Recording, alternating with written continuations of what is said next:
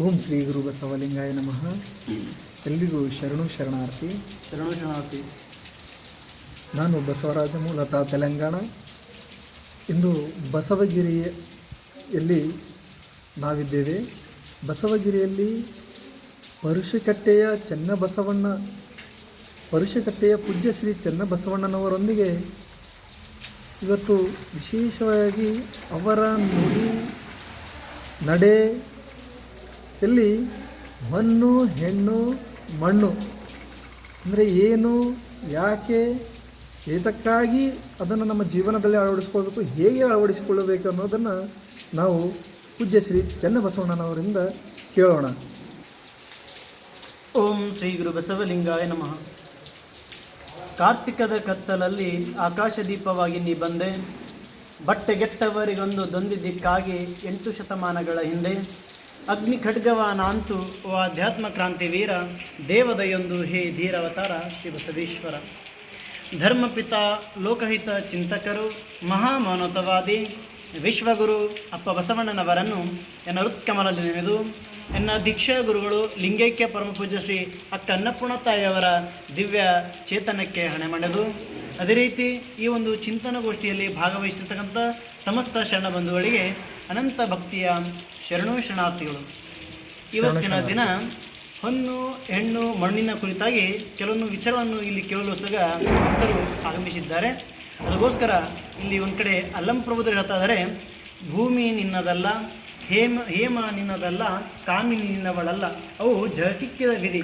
ನಿನ್ನೊಡವೆಂಬುದು ಜ್ಞಾನರತ್ನ, ಅಂತಪ್ಪ ದಿವ್ಯರತ್ನವ ಕೆಡಗೊಡದೆ ಆ ರತ್ನವ ನೀನು ಅಲಂಕರಿಸಿದೆಯಾದರೆ ನಿನಗಿಂತ ಸಿರಿವಂತರಿಲ್ಲ ಕಾಣ ದೇಶ್ವರ ಅಂತ ತಿಳ್ಕೊಂಡು ಅಲ್ಲಂ ಪ್ರಭುಗಳು ತಿಳಿಸಿದ್ರೆ, ನಿಜವಾದ ಏನಂದರೆ ಭೌತಿಕ ಸಂಪತ್ತಿಗೆ ಯಾವುದೇ ರೀತಿ ಏನಂದರೆ ಅದಕ್ಕೆ ಹೆಚ್ಚಿನ ಒಂದು ಬೆಂಬಲವನ್ನು ನೀಡದೆ ಇರತಕ್ಕಂಥ ನಿಜ ವಸ್ತು ಅರ್ಥಾತ್ ಚೈತನ್ಯ ಆತ್ಮಕ್ಕೆ ಹೆಚ್ಚಿನ ಒಂದು ಬೆಲೆಯನ್ನು ಕೊಡ್ತಾ ಇದ್ದಾರೆ.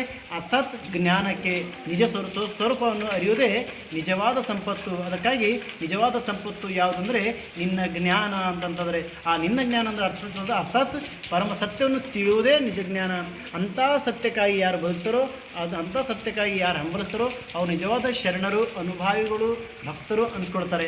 ಅದಕ್ಕಾಗಿ ಆ ಒಂದು ದಿಕ್ಕಿನತ್ತ ನಮ್ಮ ಏನಂದರೆ ನಡೆ ಇರಬೇಕು. ಅದಕ್ಕಾಗಿ ಇಲ್ಲಿ ಹೇಳ್ತಾ ಇದ್ದರೆ ಹೊನ್ನು ಹೆಣ್ಣು ಮಣ್ಣು ಈ 3 ಶಬ್ದಗಳ ಕುರಿತು ಇಲ್ಲಿ ಕೇಳಲು ಆಗಮಿಸಿದ್ದಾರೆ. ಅವರಿಗೆ ಒಂದೊಂದಾಗಿ ನಾನು ತಿಳಿಸಲು ಬಯಸ್ತಾ ಇದ್ದೇನೆ. ಹೊನ್ನು ಹೆಣ್ಣು ಮಣ್ಣು ಇವು ಮೂಲಭೂತ ಜಗತ್ತಿಗೆ ಏನಂದರೆ ಬದುಕಲಿಕ್ಕೆ ಮೂಲಭೂತ ಸಂಪತ್ತುಗಳು, ಮೂಲಭೂತ ವಸ್ತುಗಳು. ಇವಿಲ್ಲದೆ ಈ ಜಗತ್ತಿನಲ್ಲಿ ಏನೂ ಇಲ್ಲ. ಇವುಗಳನ್ನೊಳಗೊಂಡು ಎಲ್ಲವೂ ಇದರಿಂದ ನಾವು ಪಡೆಯುತ್ತೇವೆ. ಅದಕ್ಕಾಗಿ ಇವುಗಳನ್ನು ಬಳಸುವ ರೀತಿ ನಮಗೆ ಗೊತ್ತಿರಬೇಕು. ಅರ್ಥಾತ್ ಇದು ಯಾವುದೂ ಶಾಶ್ವತ ಅಲ್ಲ, ಬಳಸಲು ಮಾತ್ರ ಇದು ನಮ್ಮದು ಅಷ್ಟೇ. ಅಂದರೆ ಬಳಸಲು ಇದು ವಿಧಿ, ಇದು ಜಗಕ್ಕಿಕ್ಕಿದ ವಿಧಿ ಅಂತ ಹೇಳ್ತಾ ಇದ್ದಾರೆ. ಅಂದರೆ ಜಗತ್ತನ್ನು ನಡಿಬೇಕು ಅಂತಂದರೆ ಇವು ಮೂರು ಅತ್ಯವಶ್ಯಕ. ಇವು ಮೂರಿಲ್ಲದೆ ಜಗತ್ತಿನಲ್ಲಿ ಯಾವುದು ಏನಂದರೆ ನಾವೇ ಇಲ್ಲದ ಮೇಲೆ ನಮ್ಮ ಚಟುವಟಿಕೆಗಳು ಯಾವುವು ಇರುವುದಿಲ್ಲ. ಅದಕ್ಕಾಗಿ ಇವೆಲ್ಲವನ್ನು ಬಳಸಬೇಕು. ಹೇಗೆ ಬಳಸಬೇಕೆಂಬುದು ಗೊತ್ತಿರಬೇಕು.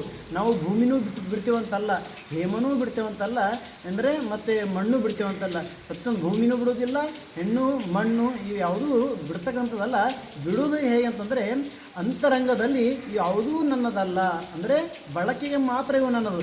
ಈಗ ಸಪೋಸ್ ಸನ್ಯಾಸಿಗಳು ಅಂದ ಮಾತ್ರಕ್ಕೆ ಭೂಮಿ ಹೇಮ ಕಾಮಿನಿ ಎಲ್ಲ ಬಿಟ್ಟರಂತಲ್ಲ, ಅವು ಇರ್ತವೆ.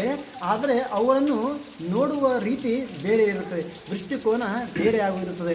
ಗೃಹಸ್ಥ ಜೀವನ ಸ್ವೀಕಾರ ಮಾಡಿದಲ್ಲಿ ಪರಸ್ಪರ ಏನಂದರೆ ಸತಿ ಏನಂದರೆ ಈ ಭಾವದಿಂದ ಬದುಕ್ತಾರೆ.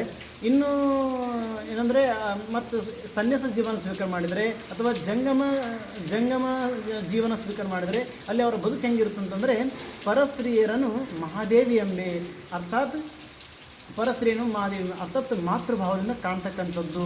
ಅದಕ್ಕಾಗಿ ಇನ್ನು ಮಣ್ಣು ಅಂತ ತೊಗೊಂಡಿದ್ದಾರೆ. ಈಗ ಮಣ್ಣು ಇಲ್ಲಾಂದರೆ ಬದುಕಕ್ಕೆ ಹಿಂಗೆ ಅನ್ನ ಬೆಳೆಯದೆ ಮಣ್ಣಿನಲ್ಲಿ. ಆ ಮಣ್ಣನ್ನೇ ನಾವು ಬಿಟ್ಬಿಟ್ರೆ ಅನ್ನ ತಿನ್ನೋದು ಹೇಗೆ? ಪ್ರತಿಯೊಬ್ಬನು ಈ ಜಗತ್ತಿನಲ್ಲಿಯೇ ಶರೀರಧಾರಿಯಾಗಿ ನಾವು ಬಂದಿದ್ದೇವೆ ಅಂತಂದಮೇಲೆ ಈ ಶರೀರ ಎಲ್ಲಿವರೆಗೂ ಹೊತ್ತಿದ್ದೆವು, ಯಾವಾಗ ನಾವು ಶರೀರಧಾರಿಯಾಗಿ ಬಂದಿದ್ದೆವೋ, ಈ ಜಗಕ್ಕೆ ಬಂದೆವೋ, ಈ ಭವಕ್ಕೆ ಬಂದೆವೋ, ಎಲ್ಲಿ ಭವ ಅದನೋ ಆ ಭವದೊಂದಿಗೆ ಇವು 3 ಕೂಡ ಇವೆ.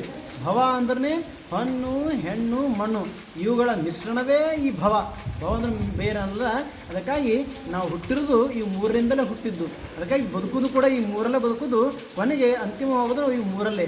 ಅಂದರೆ ಸಾಕಾರ ರೂಪ ಯಾವಾಗ ನಾವು ಧರಿಸಿದೆವೋ ಆವಾಗ ಈ ಸಾಕಾರದ ಸೇರೋದರೊಂದಿಗೆ ನಮ್ಮ ಏನಂದರೆ ಅವಿನಾಭಾವ ಸಂಬಂಧ ಇದ್ದೇ ಇರುತ್ತದೆ. ಅದಕ್ಕಾಗಿ ಇದರಲ್ಲಿ ನಾವು ಉನ್ನತವಾಗಿರ್ತಕ್ಕಂಥ ಒಂದು ಬೆಳೆ ಬೆಳಿಬೇಕಾಗಿದೆ. ಈ ಮೂರನ್ನು ಬಳಸುತ್ತಾ ಒಂದು ಬೆಳೆ ಬೆಳಿಬೇಕಾಗಿದೆ. ಅದಕ್ಕಾಗಿ ಇಲ್ಲಿ ಎಂಥ ಬೆಳೆ ಅಂತಂದರೆ ಭಕ್ತಿ ಅಂತಕ್ಕಂಥದ್ದೇ ನಿಜವಾದ ಬೆಳೆ. ಅಂದರೆ ಏನಾದರೂ ನಾವು ಈ ಜೀವನದಲ್ಲಿ ಸಾಧಿಸಬೇಕು. ಅದಕ್ಕಾಗಿ ಹಣ್ಣು ಬಳಸಬೇಕು, ಹೆಣ್ಣು ಬಳಸಬೇಕು, ಮಣ್ಣು ಬಳಸಬೇಕು. ಈಗ ಹೊನ್ನು ಯಾವ ರೀತಿ ಬಳಸೋದು? ಹೊನ್ನು ಅಂದರೆ ಸಂಪತ್ತು. ಏನೇ ನಾವು ಇವತ್ತು ಬದುಕಬೇಕಂತಂದರೆ ಒಂದಿಷ್ಟು ಸಂಪತ್ತು ಬೇಕಾಗುತ್ತದೆ. ಈ ಎಕ್ಸಾಂಪಲ್ ನಾವು ಮಠದಲ್ಲಿ ಇದ್ದೇವೆ ಅಂದ ತಕ್ಷಣ ಮಠದಲ್ಲಿ ಎಷ್ಟೋ ಜನ ಮಠದಲ್ಲಿ ಗುರುಗಳ ದರ್ಶನಕ್ಕಾಗಿ, ಸಂತರ ದರ್ಶನಕ್ಕಾಗಿ, ಎಲ್ಲ ಕಡೆ ಅಂದರೆ ವಿಹಾರಕ್ಕಾಗಿ ಎಷ್ಟೋ ಜನ ಏನಂದರೆ ಒಂದಿಷ್ಟು ಶಾಂತಿ ಸಮಾಧಾನ ಪಡಿಬೇಕಂತ ತಿಳ್ಕೊಂಡು ಈ ಕಡೆ ಬರ್ತಾ ಇರ್ತಾರೆ. ಆ ಶಾಂತಿ ಸಂಬಂಧ ನೀಡೋಕ್ಕೆ ಒಂದು ಕಡೆ ಗುರು ಸೀಮಿತವಾಗಿರಬೇಕಂತ ತಿಳ್ಕೊಂಡು ಮಠಗಳ ನಿರ್ಮಾಣ ಆಗಿದ್ದಾವೆ. ಅದಕ್ಕಾಗಿ ಇನ್ನೊಂದು 2 ಥರ ಸನ್ಯಾಸಿಗಳು, ಒಂದು ಚರ, ಒಂದು ಸ್ಥಿರ. ಯಾರು ಮಠಗಳನ್ನು ಕಟ್ಟಿಕೊಂಡು ಒಂದೇ ಜಾಗದಲ್ಲಿ ಇದ್ಕೊಂಡು ಸ್ಥಿರವಾಗಿ ನಿಂತ್ಕೊಂಡು ಅಕ್ಕಪಕ್ಕದಲ್ಲಿರ್ತಕ್ಕಂಥ ಊರಿನಲ್ಲಿರ್ತಕ್ಕಂಥ ಬಂದು ಹೋಗ್ತಕ್ಕಂಥ ಶರಣ ಬಂಧುಗಳಿಗೆ ಒಂದಿಷ್ಟು ಮಾರ್ಗದರ್ಶನ ಮಾಡ್ತಕ್ಕಂಥದಕ್ಕೆ ಇದಕ್ಕೆ ನಾನು ಮಠ ಅಂತ ಕರೀತಾರೆ, ಆಶ್ರಮಗಳು ಅಂತ ಕರೀತಾರೆ. ಅದಕ್ಕಾಗಿ ಆಶ್ರಮಗಳ ಕೆಲಸ ಸಿಟಿಯಲ್ಲಿ ಇದ್ದುಕೊಂಡು, ಹಳ್ಳಿಯಲ್ಲಿ ಇದ್ದುಕೊಂಡು ಇರ್ತಕ್ಕಂಥ ಜನರಿಗೆ, ಸುತ್ತಮುತ್ತ ಇರ್ತಕ್ಕಂಥ ಜನರಿಗೆ ಬೋಧನೆ ಮಾಡ್ತಕ್ಕಂಥದ್ದು ಇದು ಸ್ಥಿರ ಜಂಗಮರ ಕರ್ತವ್ಯ. ಇನ್ನು ಚರ ಜಂಗಮರು ಇರ್ತಾರೆ, ಅವ್ರಿಗೆ ಏನೂ ಬೇಕಾಗಿಲ್ಲ ಅಂತಂದರೆ ಏನೂ ಬೇಕಾಗಿಲ್ಲ ಅಂದ ತಕ್ಷಣ ಅವ್ರು ಏನೂ ಕೊಡೋದಿಲ್ಲ ಅಂತಲ್ಲ. ಎಲ್ಲ ಹೋಗ್ತಾರೋ ಅಲ್ಲಿ ಊಟ ಮಾಡ್ತಾರೆ, ಎಲ್ಲೇ ರಾತ್ರಿ ಆಗುತ್ತೋ ಅಲ್ಲೇ ಮಲಗ್ತಾರೆ, ಎಲ್ಲಿ ಯಾವಾಗ ಏನು ಸಿಗುತ್ತೋ ಅಲ್ಲಿ ಹೊಸ್ಕೊಂಡು ಹೀಗೆ ಬರ್ತಾರೆ. ಹಂಗಂತ ಮಾತ್ರ ಬಿಟ್ಟರು ಅಂದ ತಕ್ಷಣ ಎಲ್ಲವನ್ನು ಬಿಟ್ಟರು ಅಂತಲ್ಲ. ಬದುಕು ಇರುವವರೆಗೆ, ಈ ಶರೀರ ಇರುವವರೆಗೆ, ಶರೀರದಲ್ಲಿ ಪ್ರಾಣ ಇರುವವರೆಗೆ ಪ್ರತಿಯೊಬ್ಬನಿಗೂ ಅನ್ನದ ಅವಶ್ಯಕತೆ ಇದೆ, ಪ್ರತಿಯೊಬ್ಬನಿಗೂ ಸಂಪತ್ತಿನ ಅವಶ್ಯಕತೆ ಇದೆ. ಒಂದು ಕಡೆ ಹೋಗಿ ದಾನ ಬೇಡಬೇಕಂದ್ರೂ ಕೂಡ ಅಲ್ಲಿ ಒಂದು ಮನೆಯಲ್ಲಿ, ಆ ಗೃಹಸ್ಥ ಜೀವನದಲ್ಲಿ, ಗೃಹಸ್ಥ ಮನೆಯಲ್ಲಿ ಒಬ್ಬ ತಾಯಿ ಅಡುಗೆ ಮಾಡಿ ಹಿಡಿದಾಗ ಮಾತ್ರ ಇವನು ಹೊಟ್ಟೆ ತುಂಬುತ್ತೆ. ಅದಕ್ಕಾಗಿ ಇಲ್ಲಿ ತಾಯಿಯ ಪಾತ್ರ, ಒಂದು ಹೆಣ್ಣಿನ ಪಾತ್ರ ಇಲ್ಲಿ ಇದೆ. ಅದಕ್ಕಾಗಿ ಈ ಹೆಣ್ಣನ್ನು ಕೂಡ ಬೇಕಾಗುತ್ತದೆ. ಬರೇ ಹೆಣ್ಣು ಬಿಟ್ಟ ಅಂತಲ್ಲ, ಬಿಟ್ಟು ಎಲ್ಲಿಂದಂದರೆ ಮನಸ್ಸಿನಿಂದ ಯಾವುದಕ್ಕೂ ಅಂಟಿಕೊಳ್ಳದೆ ಇರ್ತಕ್ಕಂಥ ಬದುಕು ಇದು, ಅಂಟಿಕೊಳ್ಳದೇ ಇರೋದು. ಆದರೆ ಎಲ್ಲರೂ ಕೂಡ ಬಳಕೆ ಬರ್ತಾರೆ. ಒಂದು ತಾಯಿಯಿಂದ ಅನ್ನ ಸ್ವೀಕಾರ ಮಾಡ್ತಾನೆ ಅಂದರೆ ಹೆಣ್ಣು ಬಡಿಸ್ತಾ ಇದ್ದಾನೆ. ಹಣ್ಣು ಇನ್ನೊಬ್ಬರಿಂದ ಸಂಪತ್ತು, ಒಂದು ಜಾಗದಿಂದ ಇನ್ನೊಂದು ಜಾಗಕ್ಕೆ ನಾವು ಸಂಚಾರ ಮಾಡಬೇಕಿತ್ತಂದರೆ ಅಲ್ಲಿ ವಾಹನಗಳ ಇದು ಅವಶ್ಯಕತೆ ಬೀಳುತ್ತೆ. ಆ ವಾಹನ ಹೋಗ್ಬೇಕಂದ್ರೆ ನಮ್ಗೆ ಒಂದಿಷ್ಟು ದುಡ್ಡು ಬೇಕಲ್ಲ.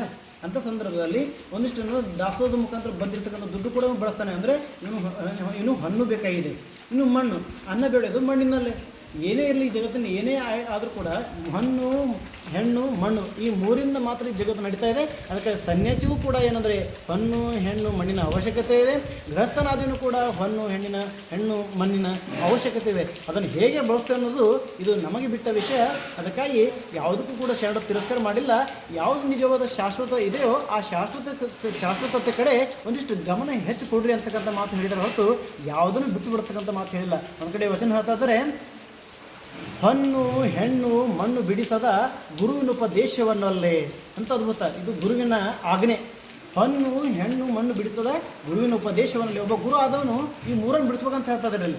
ಹೆಂಗೆ ಬಿಡಿಸೋದಂತಂದರೆ ಅದರಲ್ಲಿರ್ತಕ್ಕಂಥ ಆಸಕ್ತಿ, ಮೋಹ ಕಳ್ಕೊಳ್ಬೇಕಂತಕ್ಕಂಥ ಉದ್ದೇಶದಿಂದ ಈ ರೀತಿ ಬೋಧನೆ ಮಾಡಿದ್ದಾರೆ ನಮಗೆ. ಅದಕ್ಕಾಗಿ ಹಣ್ಣು, ಹೆಣ್ಣು, ಮಣ್ಣು ಬಿಡಿಸದ, ಹಣ್ಣು, ಹೆಣ್ಣು, ಮಣ್ಣು ಬಿಡಿಸದ ಗುರುವಿನ ಉಪದೇಶವನ್ನಲ್ಲೇ ರೋಷ ಹರ್ಷವ ಕೆಡಿಸವ ಲಿಂಗವ ಪೂಜಿಸೆ. ನಾವು ಲಿಂಗ ಪೂಜೆ ಮಾಡೀವಿ, ದೇವ್ರ ಪೂಜೆ ಮಾಡೀವಿ ಅಂತಂದರೆ ನಮ್ಮೊಳಗೆ ರೋಷನೂ ಇರಬಾರ್ದು, ಹರುಷನೂ ಇರಬಾರ್ದು. ಅಂದರೆ ಸುಖ ದುಃಖಕ್ಕೆ ಒಳಗಾಗದಂಥ ನಿಜಾನಂದದಲ್ಲಿ ಅವನು ಬದುಕ್ತಾ ಇರ್ತಾನೆ. ಅದಕ್ಕಾಗಿ ಲಿಂಗ ಪೂಜೆಯ ಮಹತ್ವ ಇದು. ದೇವ್ರ ಪೂಜೆ ಮಾಡಿದ್ದೇವೆ ಅಂತಂದರೆ ಇವೆರಡು ಕಳ್ಕೊಳ್ಬೇಕವ. ರೋಷನೂ ಇರಬಾರ್ದು, ಅವನ ಹತ್ರ ಹರುಷನೂ ಇರಬಾರ್ದು. ಅಂದರೆ ಭಾಳ ಖುಷಿಯಿಂದ ಮೆರಿಲಕ್ಕೂ ಹೋಗಬಾರ್ದು, ಭಾಳ ದುಃಖದಿಂದ ಕುಗ್ಲಕ್ಕೂ ಹೋಗಬಾರ್ದು. ಎರಡೂ ಸಮಾನಾಗಿ ಸ್ವೀಕಾರ, ಸುಖ ದುಃಖಗಳನ್ನು ಸಮಾನಾಗಿ ಸ್ವೀಕಾರ ಬದುಕ್ತಕ್ಕಂಥ ಬದುಕು ಇವನದಾಗಿರುತ್ತದೆ. ಅದಕ್ಕಾಗಿ ಇಲ್ಲೇನೆಂದರೆ ರೋಷ ಹರುಷವ ಕೆಡಿಸುವ ಲಿಂಗ ಪೂಜೆ ಅಂಥ ದೇವನನ್ನು ಕುರಿತಕ್ಕಂಥ ನಿಜವಾದ ಭಕ್ತನಾಗ್ತಾನೆ.